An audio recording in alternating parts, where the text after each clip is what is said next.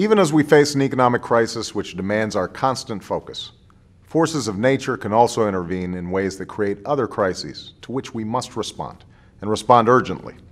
For the people of North and South Dakota and Minnesota who live along rivers spilling over their banks, this is one such moment. Rivers and streams throughout the region have flooded or are at risk of flooding. The cities of Fargo and neighboring Moorhead are vulnerable as the waters of the Red River have risen. Thousands of homes and businesses are threatened. That's why on Tuesday I granted a major disaster declaration request for the state of North Dakota and ordered federal support into the region to help state and local officials respond to the flooding. This was followed by an emergency declaration for the state of Minnesota, and we are also keeping close watch on the situation in South Dakota as it develops. The Department of Homeland Security and the Federal Emergency Management Agency continue to coordinate the federal response. Homeland Security Secretary Janet Napolitano is helping to oversee federal efforts, and she remains in close contact with state officials. Acting FEMA Administrator Nancy Ward has been in the region since yesterday to meet with folks on the ground and survey the area herself. In addition, the U.S. Army Corps of Engineers is assisting in the emergency construction of levees.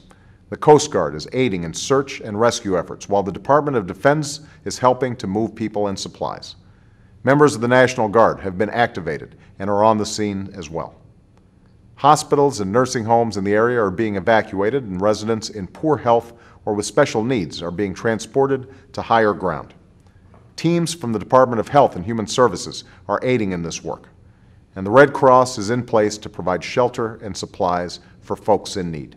It's also important for residents in these states to remain vigilant in monitoring reports on flood crests and to follow instructions from their state and local leaders in the event that evacuations become necessary.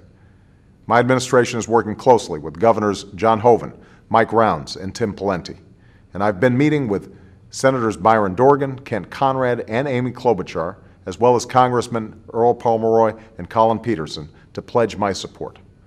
I'll continue to monitor the situation carefully. We will do what must be done to help in concert with state and local agencies and nonprofit organizations and volunteers who are doing so much to aid the response effort.